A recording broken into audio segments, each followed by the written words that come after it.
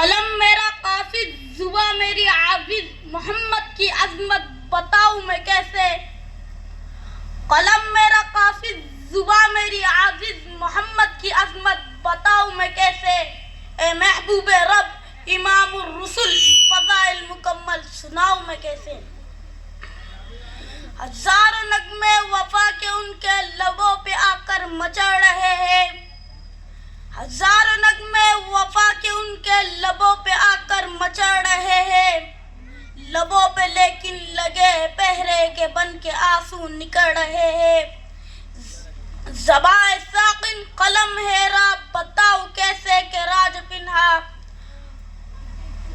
کہ بحر غم میں اٹھائے طوفان تو دریا دریا ابل رہے ہیں. آج میری تقریر کا عنوان ہے شان مصطفیٰ صلی اللہ علیہ وسلم. انشاءاللہ کوشش کروں گا کہ آپ حضرات کے سامنے حضور صلی اللہ علیہ وسلم کی سیرت طیبہ پر کچھ معروضات پیش کروں. حضور صلی اللہ علیہ وسلم کی سیرت ایک اڑتا ہوا سمندر ہے. آپ کے سیرت کے حق تو کوئی بھی ادا نہیں کر سکتا. کسی انسان میں یہ قوت نہیں ہے کہ وہ کہہ دے کہ میں نے حضور صلی اللہ علیہ وسلم کے سیرت کا حق ادا کر دیا.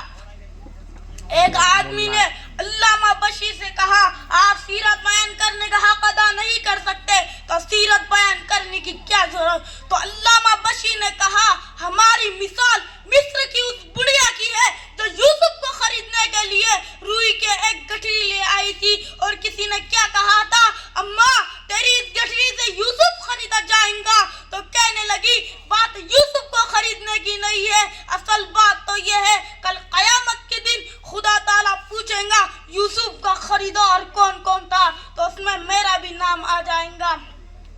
قرآن کہتا ہے وَرَفَعْنَا لَكَ ذِكْرَكَ میں نے آپ کے ذکر اور آپ کی شان کو اونچا کر دیا. میرے بھائیوں نبی چلتا ہے قرآن بولتا ہے, نبی بیٹھتا ہے قرآن بولتا ہے, نبی اٹھتا ہے قرآن بولتا ہے, نبی غار میں ہے قرآن بولتا ہے, نبی مکہ میں ہے قرآن بولتا ہے, محمد کی ایک ایک ادا قرآن بولتا ہے, نبی بولتا ہے قرآن بولتا ہے, نبی صحابہ کو اپنے سینوں سے لگاتا ہے قرآن بولتا ہے.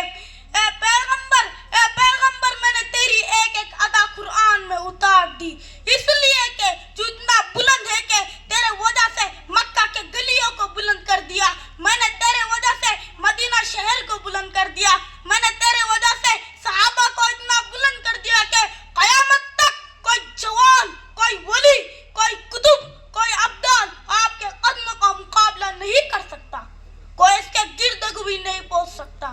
اس لیے کہ جو تیرا صحابی بنا وہ کائنات میں ہی بلند ہوگا. ہمارا نبی تمام نبیوں کا نبی, اللہ تعالیٰ نے اور بھی انبیاء دنیا میں بھیجے, کوئی نبی بستی کے لیے, کوئی شہر کے لیے, کوئی علاقے کے لیے, کوئی ایک ملک کے لیے, کوئی ایک موضوع کے لیے, لیکن ہمارے حضور صلی اللہ علیہ وسلم کو دیکھو.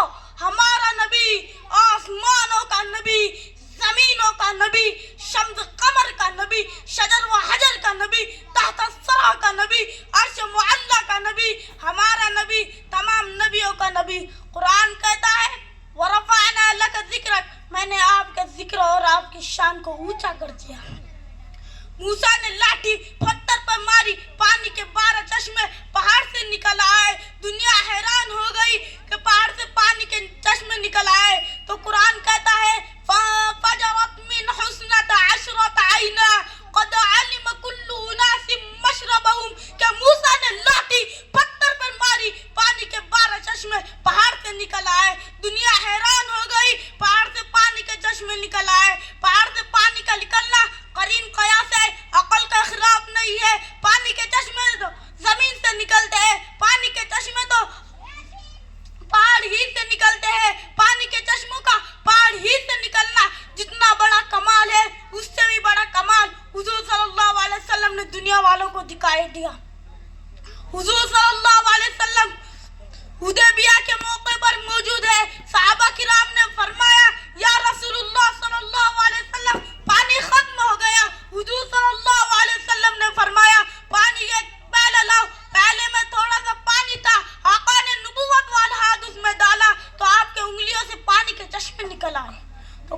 کہتا ہے وَرَفَعْنَا لَكَ ذِكْرَكَ، میں نے آپ کے ذکر اور آپ کی شان کو اونچا کر دیا۔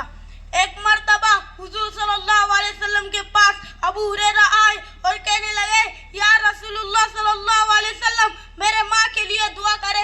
حضور صلی اللہ علیہ وسلم نے نبوت والا ہاتھ اٹھایا اور کہنے لگے اللہم اہدنی ام ابو ہریرہ، اے اللہ ابو ہریرہ کے ماں کو ہدایت عطا فرما۔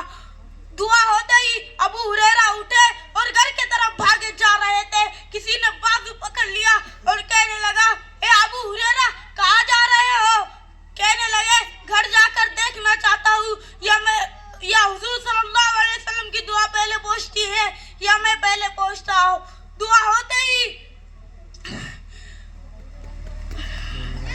گھر پہنچا تو دروازہ بند ہے۔ تھوڑی دیر کے بعد دروازہ کھلا تو ماں غسل سے فارغ ہو کر کہنے لگی اے ابو ہریرہ جلدی کر، مجھے حضور صلی اللہ علیہ وسلم کے دروازے پر لکھ جا کر کلمہ پڑھا دے۔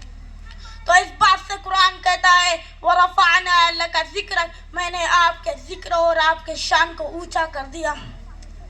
ایک مرتبہ حضور صلی اللہ علیہ وسلم کے پاس ابو جہل آیا اور کہنے لگا اے محمد بتا میری مٹھی میں کیا ہے؟ حضور صلی اللہ علیہ وسلم نے فرمایا اے ابو جہل بتاؤں میں تیری مٹھی میں کیا ہے یا تیری مٹھی میں جو چیز ہے وہ بتائے میں کیا ہوں؟ حتیٰ کہ مٹھی میں جو کنکریاں تھی ان کنکریوں سے آواز آئی اشہد ان لا الہ الا اللہ و اشہد ان محمد رسول اللہ۔ یہ نبی کی شان ہے۔ اب میں ایک شعر پر اپنی تقریر ختم کرنا چاہتا ہوں۔ سنگریزوں کے چبن کا مجھے احساس کہا، سنگریزوں کے چبن کا مجھے احساس کہا، میں تو منزلوں کے میناروں پر نظر رکھتا ہوں۔ وآخر الدعوانا ان الحمدللہ۔ ماشاءاللہ۔